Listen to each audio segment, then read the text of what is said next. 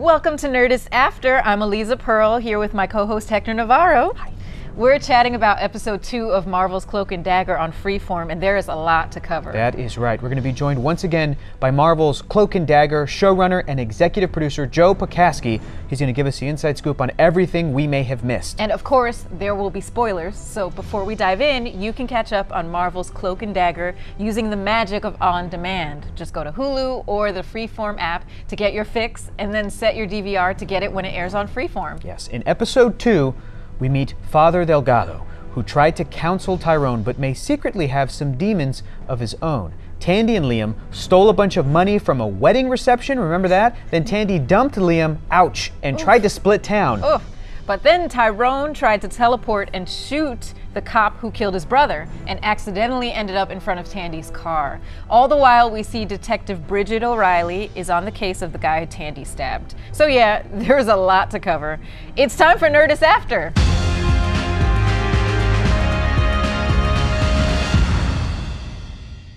We are joined once again by Nerdist editor-in-chief Rachel Hine. Hi, Rachel. Thanks for having me back. I'm so excited. Oh, great to have you here. We met some new faces in this episode. So how do we think they'll figure into the story? We have Father Delgado. Okay. We have Detective Bridget O'Reilly. We have Greg, Tandy's mother's new boyfriend. Greg. So Rachel, what do you think?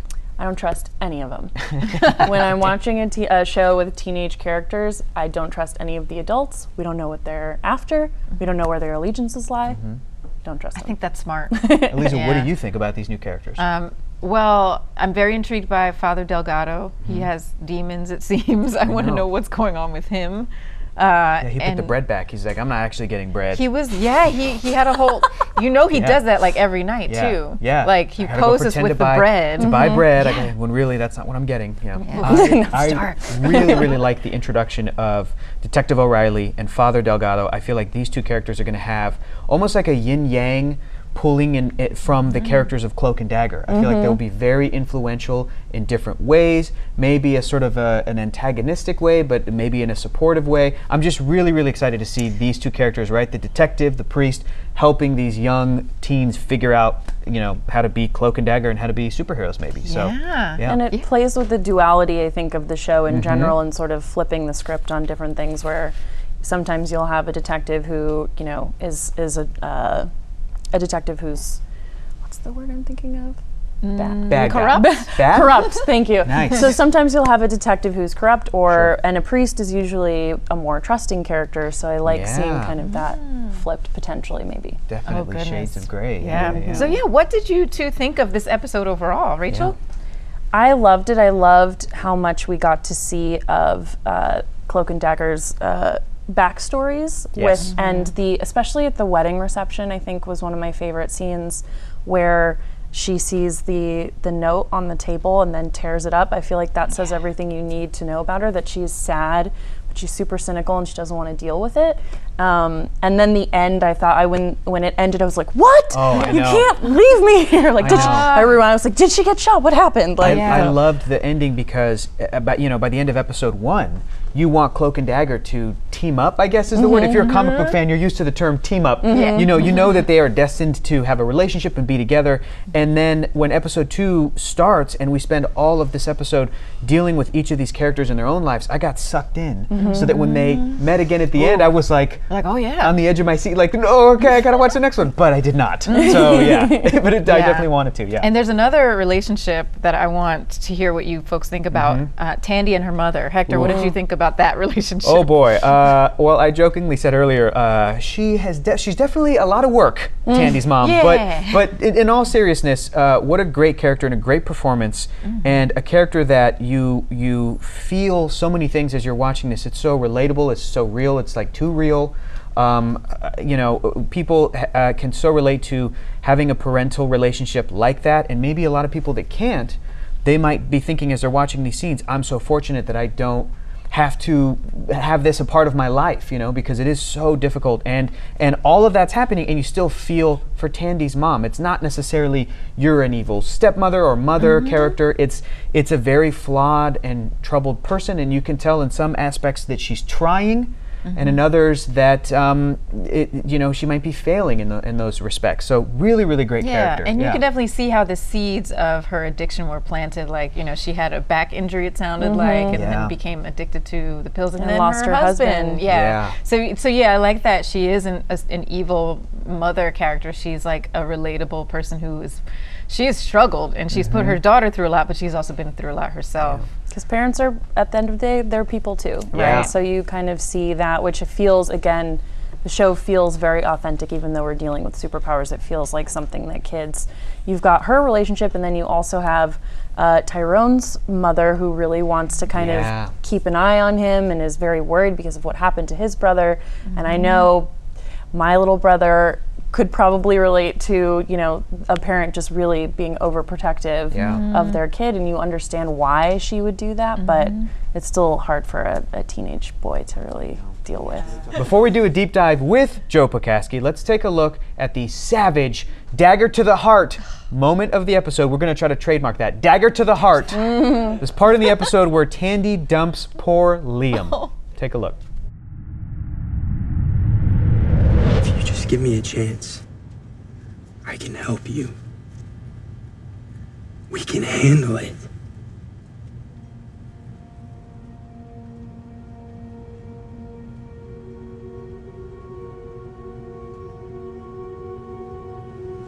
Liam, listen.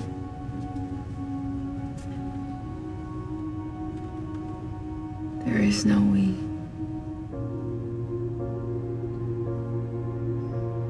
Sorry.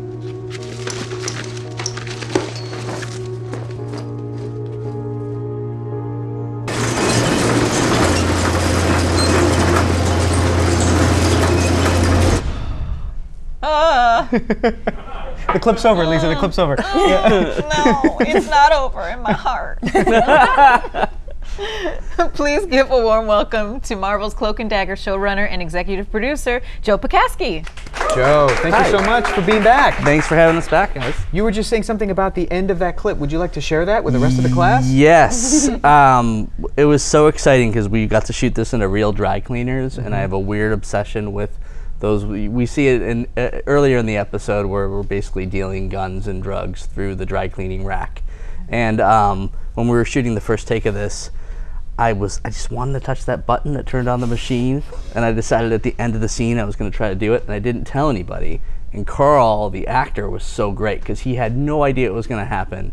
He gets his heart broken by Olivia, and then the reaction that he kind of like snaps out, and then it was just kind of this real authentic thing, and it was really cool. He just did an amazing job. Well played. And I got to play with the dry cleaning. Bingo! Yay. Well, first question for you, Joe, the most important. Is the character of Liam going to be okay? Tandy is going to leave a wake of broken hearts in her path? Broken hearts in her path. Whether or not Liam is one of them will be determined. Going to another new character that we've met. So Father Delgado is a character who is a close confidant of Tyrone, but it seems like he may have a dubious past himself. So what does his ambiguity say about the overall tone of the show? I think we just wanted to see a slightly different kind of priest. You know, I mean, we've all seen like the old Irish Catholic, slightly alcoholic priest. So we wanted to take a little bit of a different tack. And when we started casting Jaime Ceballos, he just crushed his audition. And I remember seeing all these tattoos. He has these tattoos up and down his arm, and we're just like, okay, this is like a different kind of priest that we haven't seen, which is kind of was the inspiration for the design of the scene where he's getting dressed and you don't know whether he's a priest and you don't know what he is. And then he kind of finishes off. Yeah. So we're good. You know, it was another thing where we took a great character from the comics and put our own spin on it. Absolutely, yeah. In the comics, this character seems a little bit more straightforward, kind of like how we're discussing. He's even drawn at times to be a little bit older, and this is kind of a younger. Look, I'm just going to cut right to the chase. He's a hunk. Okay, this priest is a hunk. This guy's a hunk. Yeah. He's a handsome So talk a little bit more about. You mentioned that the actor crushed his audition. What's the idea behind his sort of redesign or sort of reimagining from the comic book version? You know what I think? Well, for starters, like what a great opportunity to put a great Hispanic comic book character in there. And again, like we were reading all ages, but it was just Jaime, and kind of he did this thing where he was telling this story, you know, the sides we wrote, and he was just sitting in the corner of a room when he self-taped, And I remember all of us kind of watched it on our computers, and then everyone responded to it. So I think this is definitely a case where like the actor kind of helped drive the interpretation of the character. That's awesome. And in this episode, we get a little bit of the vigilante aspect of Tyrone and Tandy. Yeah. So how will they maintain a moral compass going forward? I don't know if you know Cloak and Dagger very well from the comics, but moral compass might not be like the.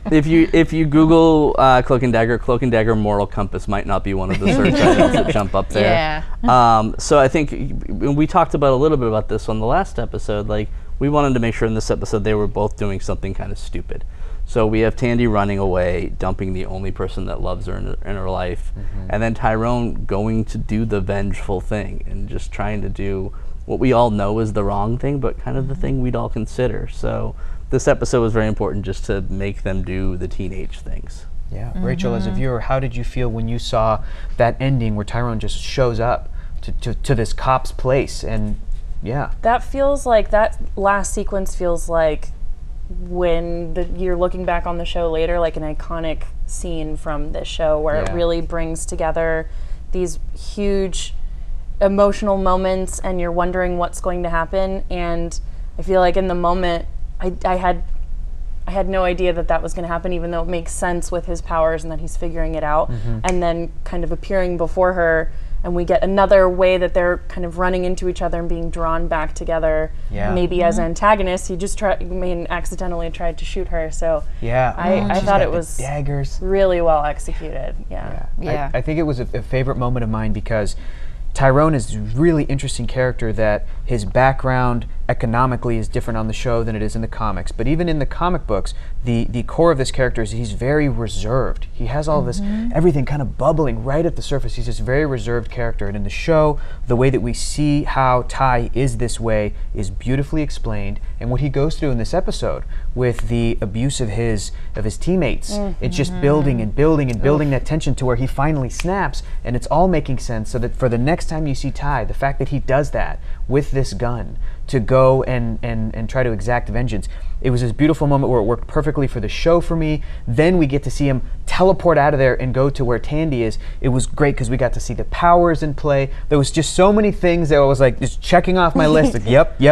It was great. Yeah, and it was also, it's interesting. That moment is like, oh no, what are you doing? But oh yay, you're using your powers. Yeah. Well, like you're learning how to control them a little bit. Yeah. So yeah, it's there's like, a lot gotcha. of like, yeah. I did have that moment where I was like, no, Ty, you don't want to do this. You don't want to do this. You don't want to do this. And when he teleported out of there, I was like, yes, cool. Come on, honestly, buddy. Might have to bring both of you along for like color commentary on every pitch from now on. Yeah. Like, no, this is what we're trying to do. Listen to them. That's great. Well, now we maybe get some clarification, some answers finally on this thing that I'm so excited to dig into. We see Tandy and Tyrone experiencing strange visions. What can you tell us? Can you give us some insight as to what exactly is going on with these things that Tandy and Ty are experiencing? Yeah, I mean, I think from the comics, you know, Tandy was always associated with hope and Tyrone with fear, and they weren't necessarily aligned in the most progressive way. But there was something interesting about taking this girl who's a cynic and forcing her to be exposed to other people's hopes. You know, in this episode, she looks at Liam and how much he loves her and how hopeful she is. And she runs the F away from it, you know what I mean? And then the Tyrone thing, I have to give credit to one of our writers, Marcus Guillory, because we were talking and we were just like, what does a black mother have to go through that a white mother or a white father wouldn't understand? And so he came up with this brilliant idea of losing your kid in the supermarket, because I think that's a universal idea, and then taking it that extra step. And adding that extra sense of danger, you know, really just felt like such a bold statement and such an interesting thing that we all kind of like, you know, we put it in front of Aubrey and Gloria, and they were really behind it, and just, you know, you feel for them in that scene. Yeah, and a beautiful callback to Ty's mom in that first episode. One of the best lines where she says, "I'm afraid that if you do everything right, I'm still going to lose you. It's great. I love thinking, her. Yeah, such I a love great that moment. callback to that moment and basically just putting it out there. And this is exactly what she says in that first episode. And also Gloria Rubin's on my TV show, which is just still ridiculous. So good. And I also love, just from coming from like a fan of superhero fiction, the idea that so many heroes have this sort of sixth sense that allows them to perceive the world in ways that other heroes can't. To make that sense in this show, tapping into people's hopes and fears, is totally unique. That's really, really cool and kind of messed up. Like, that's so sad that that's what Ty is experiencing in people, and that's what we're forcing Tandy to experience, is people's hopes. Yeah, it feels kind of like both of their traumas to bring them to those places, why they're struggling with both of those. And I really appreciate that. Even that when we were watching the clip with Liam, and Hector was saying, he's saying all the right things, and I said, I don't know that he is, because I feel like all of those things to her are, I have to cut and run. Yeah. It's too close. And that's from that kind of experience before. So I thought that was great. Next question we have. Joe, can you explain what's going on with Cloak and Dagger's, Tandy and Ty's powers? We've now seen them a couple of times, but they don't seem to have complete control over them. Can you kind of explain that, or not yet? Yeah, I think Act 1 of our season is about them both figuring out how to control them. And I think if we want to tell a story about adolescence, being in complete control is a ridiculous idea. Yeah, fair point. And so the idea that these things are happening to them, I love the fact that we stumbled upon, he can teleport, so whenever we want them to be together, we just put them both in duress and kind of drive them at each other. But I think over the course of the first 4 episodes, we tried to make them be confused and then kind of get their first overt use of their powers. But the whole season is going to be about them figuring out their actual potential. Ty can teleport. Now that's a little different from in the comics, where he is a portal to an alternate dimension. So now we have our theories about what their powers are in the show. Can you confirm or deny certain things? I think everything on the show is driving towards what you've seen in the comics, but the fun of the television term we use, the long format of television, allows us to step it out a little better. So this is we started kind of overtly with this first episode. He's just waking up, and now we're seeing him teleport, and we're seeing a little residual energy on the other side. And over the course of all the episodes up through 10, we start informing that a little better. And in episode 10, something really cool happens. What is it? I thought that would work. Yeah, right? Just asking. It will one of these days. One of these days it will work. I mean, when you were describing the long game of it, Rachel again got really excited. I think she's a fan of this long form storytelling. It's my favorite to have this sort of the development of characters in comics or books. That's always my favorite thing, and that's why I feel like they lend themselves to TV so much, because you get to develop these characters, you get to kind of stretch and play with the story, so that when you were speaking, I was like, ooh, I bet by episode 10 they're going to have a reveal of that. I just love the way the machinations of that kind of storytelling. It feels like we're just figuring this out too. Like, we're finally figuring out that books equals TV, and don't try to cram it all into a movie. Finally. I know, it took us all of media. All of time. Well, Joe, as we have done before, we reached out to the Twitterverse for fan questions. Yes, and here's our question for this episode. Are the real-life topics very difficult for your leading actors to deal with? Since their characters go through them, do they feel like a part of their real selves? So did the actors kind of do a real deep dive emotionally to get into these characters? Was any of the subject matter difficult for them? Yeah, I mean, I think, I don't want to speak for Olivia and Aubrey, but yes. I mean, they part of it's because they care so much and they want to feel so much. So, I mean, even looking at that supermarket scene, I remember talking with Aubrey, and him just saying, like, this feels real, this feels deep, and you see it on his face, and you see, like, genuine care for his mom as he kind of runs after her. So, yeah, we try to make sure they practice self-care, and we talk through everything, and they kind of, Aubrey in particular, like, he'll text me about certain things in the news or certain things he sees, and be like, can we talk about this, can we do something? So it's like, for the example of him, he wants to save the world in his own way, so he kind of takes it personally, and you see it on the screen. I think one of my favorite acting moments was after he comes out of that vision of his mother's vision in the supermarket, and you see that he now has like a deeper sense of empathy for her. Yep. So Yeah. like this scary part of his power, like the fear visions, are giving him deeper empathy. That's like so beautiful and heartbreaking in a way. No, and as Hector was saying, it's like he gets the crap beat out of him the whole episode, and it's not till he sees his mom hurt that he really like finally takes that extra step. Yep. Yeah. Well, question for you, Joe. Does this signify in the scene that Tyrone is maybe gravitating towards the spiritual, maybe?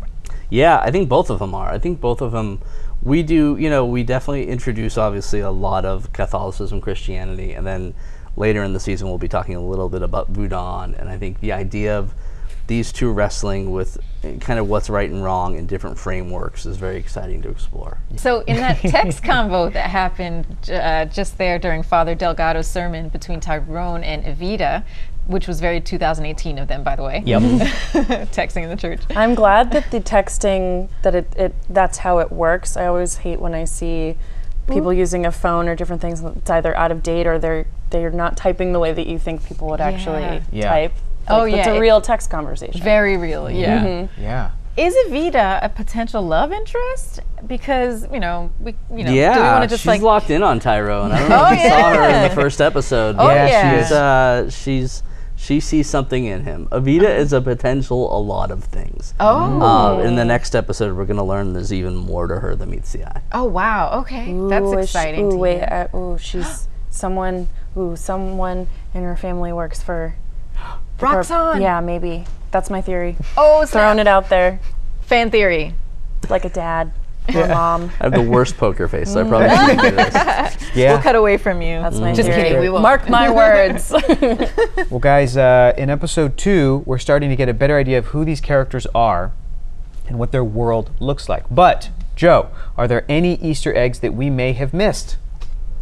There are a few things in there. I think there are some stained glass things we're presenting right now. Cool. That you might be able to catch, but I probably can't speak of any of the other ones. Okay.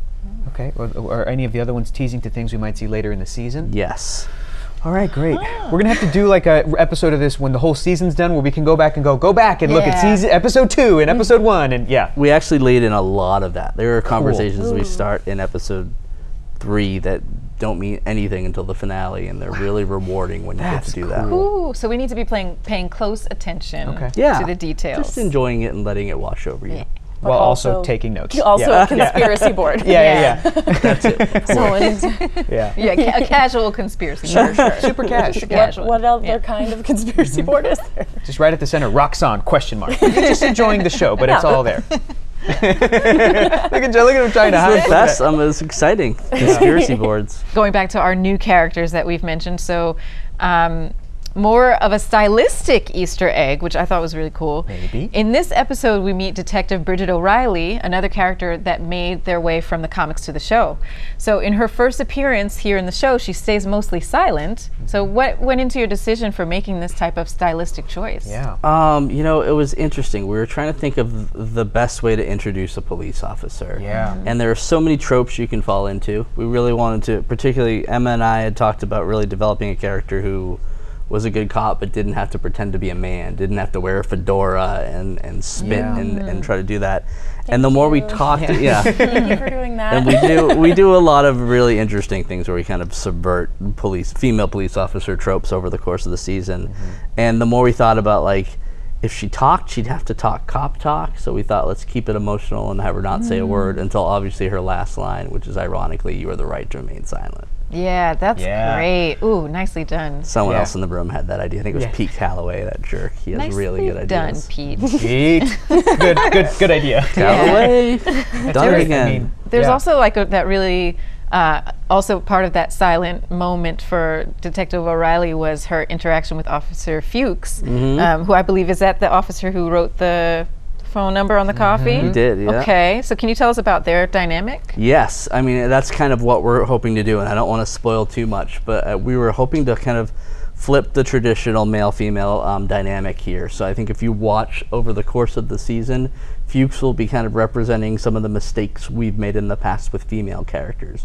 And we kind of like, he's kind of an interesting I'm sorry. Yes. So what we do is we start off with kind of you know, if it were a female character, it's like the secretary who takes notice and then gives his number, you know, gives her number to the guy, and Emma and I and all the writers had a lot of fun times with just being like, okay, how do we take this, turn it on its head to show how ridiculous it was? So it's a lot of fun.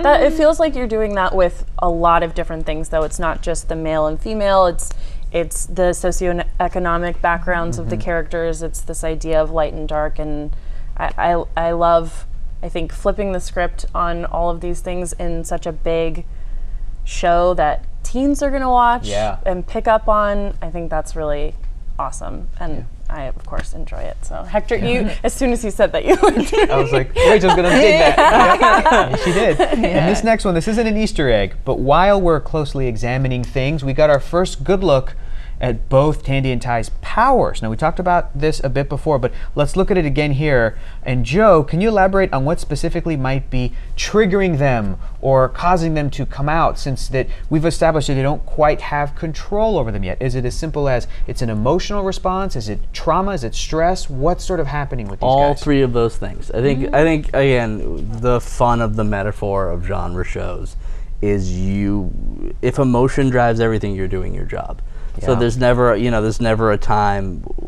Tyrone, obviously about to become a murderer, is an emotional thing happening. Tandy running for her life, about to hit this tree. It's literally a defense mechanism. So I think it's really kind of, hopefully this episode establishes a very strong connection between, you know, what we always talked about on set was they have an emotion, it causes something to happen to their body affects the outside world. And that's kind of what we're setting in the rules here. Nice. I like that. That's awesome. Yeah. That's really great. Do you think that when they're closer together, that also, like, that they're kind of feeding off of each other when they're... Oh! I think we're going to start doing some experimenting in episode 4 that you're going to like. Okay, cool. Ooh. Nice. Okay. Cool. Oh my gosh. Well, thank you so much for those insights and those teases, Joe. Thank you guys for having me. It's just like that old saying, you should always watch an episode of television 10 times if you want to find every Easter egg. Like that old chestnut. And to do just that, you can catch Marvel's Cloak and Dagger on demand on Hulu and the Freeform app. Joe, we are almost done talking about episode 2, which means we're anxious to see episode 3. Yeah. I hear you brought a clip for us to watch. Can you set that up for us? Ooh. I brought a clip. Yeah, episode 3 is going to be very exciting because obviously we ended in a place where Tandy and Tyrone come right on each other, and we got to be slightly more experimental with our storytelling in episode 3. So this is Tyrone's side of a scene right after they have their collision. Ooh.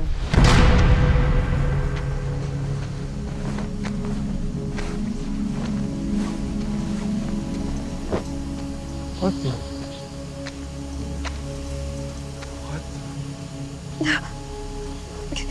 Oh no. Son? Hey, listen, don't move. Oh, come on! Oh. That was awesome. Oh man, the effects on Cloak's cloak. Did you see that? Yeah, that was cool. Rachel, what'd you make of that? That was awesome, and I'm intrigued by what you just said in the storytelling, that I feel like we're going to get both perspectives of this sequence, which I think is really It's interesting. always a fun little trick. Yeah. Yeah. Well, Joe, thanks for bringing us that little gem to obsess over for the next 7 days. I'm probably going to ask to see it again when this is done. I'm like, guys, pull it up again. Yeah, thank you for that. Thank you guys. And that's all we have for this week's Nerdist After. So remember, we want to know your questions and your thoughts about Marvel's Cloak and Dagger. So tweet them at Nerdist with the hashtag Cloak and Dagger, and we might use them on our next episode. And you can follow the show on Twitter at Cloak and Dagger and at Freeform TV. There it is right there. And be sure to follow Nerdist on every social platform and catch new episodes of Marvel's Cloak and Dagger on Freeform Thursdays at 8 p.m. and on demand on Hulu and the Freeform app. Thanks again to Rachel Hine and to the incredible Joe Pakaski. Yes. Thank you. So fun. Thank you guys. Thank you guys.